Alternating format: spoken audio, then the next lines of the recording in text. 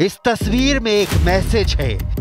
एक तरफ गाजा और लेबनान पर बमबारी, तबाह होती हजारों जिंदगी, खंडहर बनते जा रहे शहर, और दूसरी तरफ सऊदी अरब की राजधानी रियाद में अरब इस्लामिक शिखर वार्ता।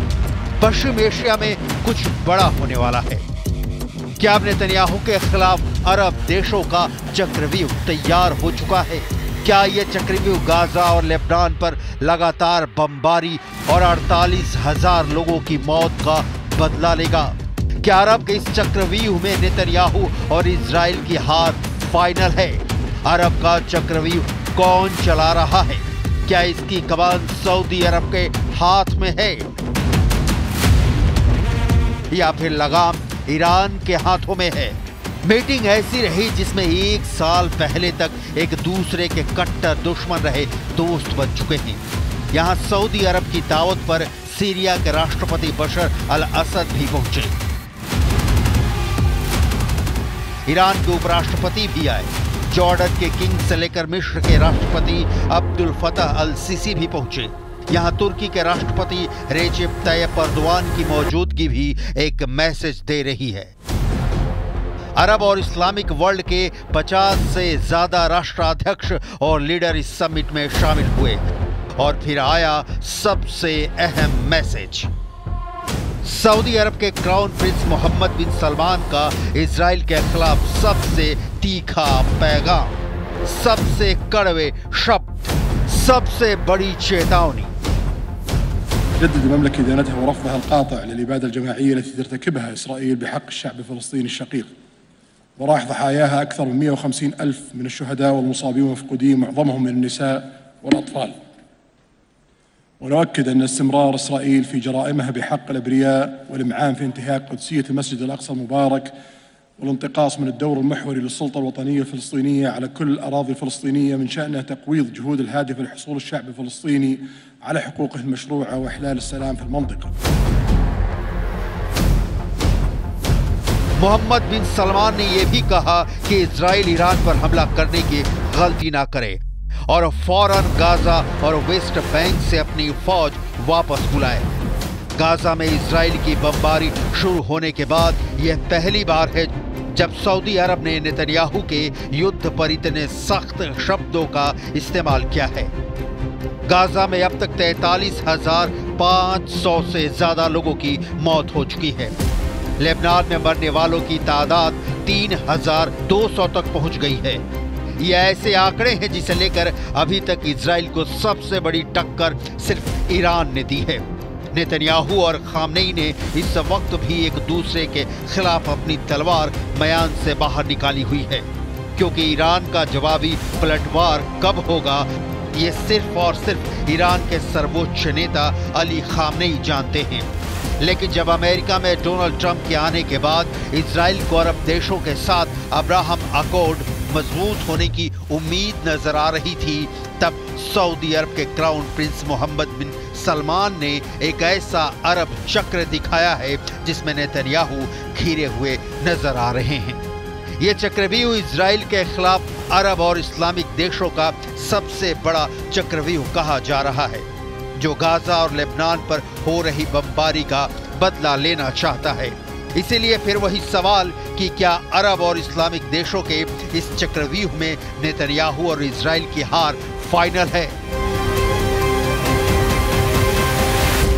إن الشرط الضروري لتحقيق الأمن والاستقرار والانتقال من نظام إقليمي جوهره الصراع والعداء إلى آخر يقوم على السلام والتنمية هو إقامة الدولة الفلسطينية المستقلة على خطوط 4 يونيو لعام 1967 وعاصمتها القدس الشرقية.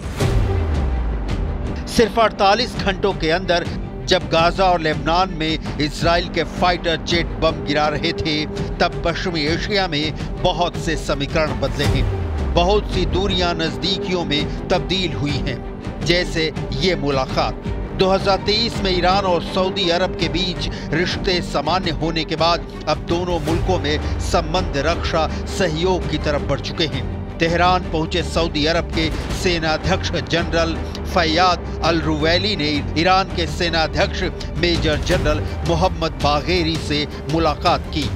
जब नेतन्याहू ने अपना रक्षा मंत्री बदलकर इजराइल की सेना को बसोपेश वाले हालात में झोंका हुआ है, तब ईरान और सऊदी अरब के जनरल एक दूसरे के साथ सीक्रेट मीटिंग कर रहे हैं। ट्रंप के आने के बाद वाकई पश्चिम एशिया में बहुत कुछ बदल रहा है। अब्राहम अकॉर्ड्स यानी वो समझौते जिसके तहत इजराइल के साथ अरब वर्ल्ड के कई देशों ने तेल अवीव के साथ राजनयिक संबंध कायम किए हैं। इसकी शुरुआत ट्रंप ने ही कराई थी, जब अपने पहले कार्यकाल में उनकी पहल पर यूएई यानी संयुक्त अरब अमीरात, सूडान, मोरक्को और बहरीन ने इजराइल के साथ अपने रिश्तों की शुरुआत की। इसके बाद ऐसा लगने लगा कि पश्चिम एशिया में अरब मुल्कों के बीच सबसे बड़े खिलाड़ी सऊदी अरब के रिश्ते भी इजराइल से सामान्य हो सकते हैं।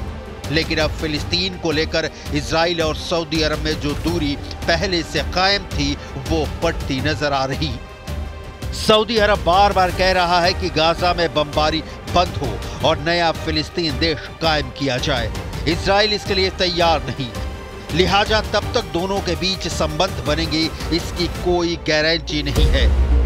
मार्च 2023 में ईरान के साथ रिश्ते सुधरने के बाद सऊदी अरब की सीरिया को लेकर भी नीति बदली है और अब सीरिया के राष्ट्रपति बशर अल असद सऊदी अरब के दोस्त बन चुके हैं।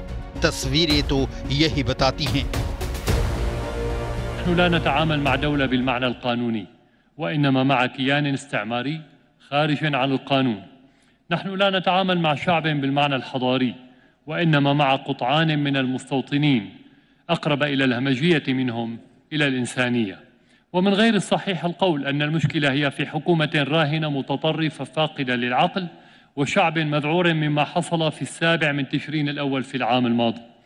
كلهم يعملون بعقل إيديولوجي واحد، عقل مريض بسفك الدماء، مريض بوهم التفوق، مصاب بانفصام الشخصية بين كره النازية ظاهرياً وعشقها كجزء عضوي منه واقعياً।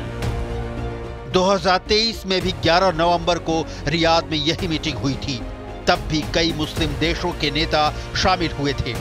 तब भी मुस्लिम देशों ने एकजुट होने और इजराइल पर पाबंदी लगाने की मांग की थी।